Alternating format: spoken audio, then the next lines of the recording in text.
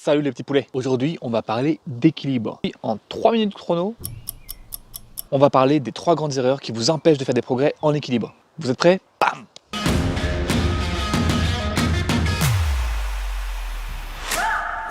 Aujourd'hui, on va avoir besoin de 3 choses. 1. Un sol plat. Pas de tapis de yoga, pas d'herbe, non, un truc plat. 2. On va avoir besoin d'un mur. Moi, je vais pratiquer avec une vitre. Je vous invite à trouver un mur solide. Et troisième élément, et non des moindres, une bonne tasse de café dans une tasse licorne. Histoire de bien pouvoir tout intégrer ce que je vais vous dire, parce qu'on va revenir sur pas mal d'idées reçues qui m'énervent, et je vous parle même pas de cette connerie de core qu'on entend à droite à gauche.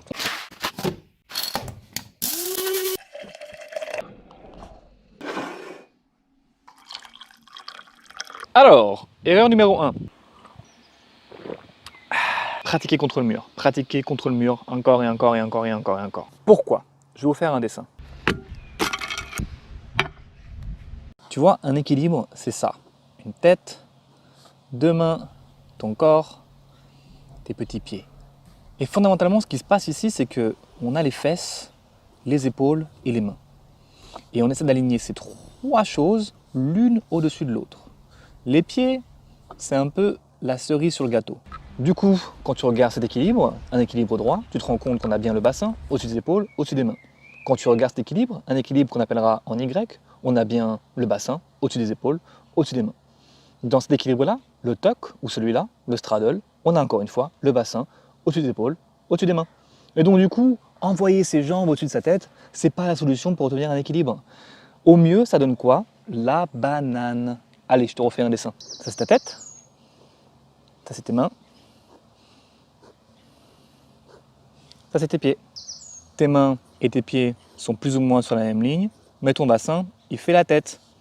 Il n'est pas du tout aligné. Du coup, la seule façon dont on peut tenir cette forme, c'est en exagérant la cambrure au niveau des lombaires et en ramenant ses pieds encore plus en banane. Alors pourquoi est-ce que c'est un problème pour nous? La première erreur du débutant, elle consiste à toucher ce mur avec son pied. Et généralement, ce qui se produit, c'est ça. Dans cet exemple, mon bassin n'est pas du tout aligné au-dessus de ma tête.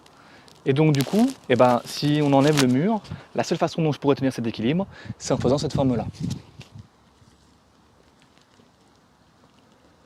Oui, c'est un équilibre, mais ce n'est pas forcément l'équilibre le plus esthétique qu'on puisse imaginer ou désirer pour soi pour Noël. En d'autres termes, se dire que toucher le mur avec son pied, c'est un objectif en soi, c'est une idée préconçue. Et c'est bien pour ça que pratiquer contre le mur, c'est un peu une erreur en fait, à moins de savoir exactement ce qu'on fait. A l'inverse, ce que je conseille souvent en stage, c'est d'atterrir les fesses en premier contre ce mur, même si c'est pas intuitif. Pourquoi? Parce que si j'atterris les fesses en premier sur ce mur, je n'ai pas d'autre moyen que d'aligner mon bassin au-dessus des épaules, au-dessus des mains. Et du coup, je ne peux pas tricher avec moi-même. Tu triches, et toi aussi, on triche tous. Et je prends de bonnes habitudes qui nous permettra, une fois qu'on enlèvera le mur, de systématiser et d'automatiser le placement du bassin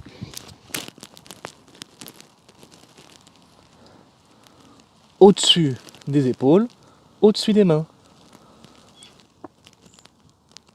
Ce qui nous amène à la deuxième erreur qu'on fait tous, c'est celle de pousser contre ce mur pour trouver un équilibre, pour se faire un petit plaisir, pour se faire une petite gourmandise, pour se faire un petit fixe. Tu le vois, ce petit fixe?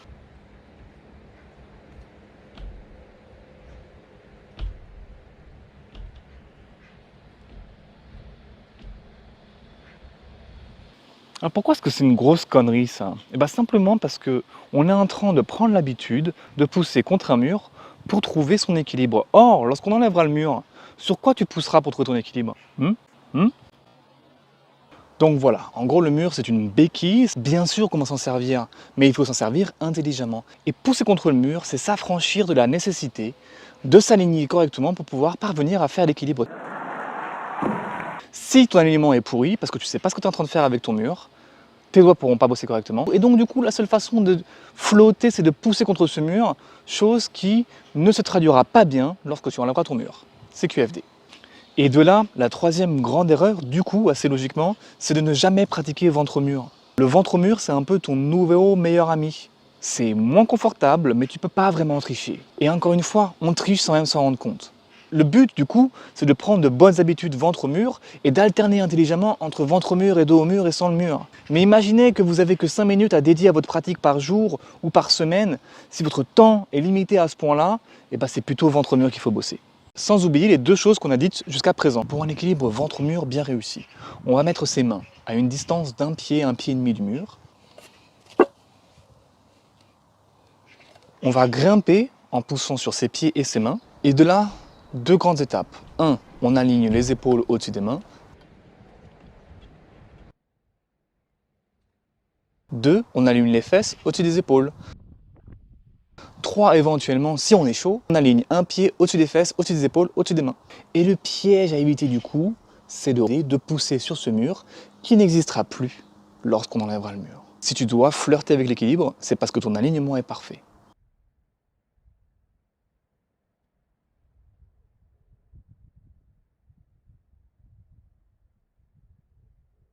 Alors oui, évidemment qu'un équilibre c'est un peu plus compliqué que ça, mais si tu apportes ces 3 correctifs à ta pratique, tu feras déjà d'énormes progrès. Si cette vidéo t'a été instructive d'une façon ou d'une autre, n'hésite pas à me laisser un like ou un commentaire si tu as des questions. J'essaierai de poster une autre vidéo bientôt. Et si tu veux suivre un programme structuré pour les apprendre, je t'invite à aller ici. C'est un super site que j'ai mis sur pied. Voilà les petits loups, j'espère que c'était utile. À la prochaine.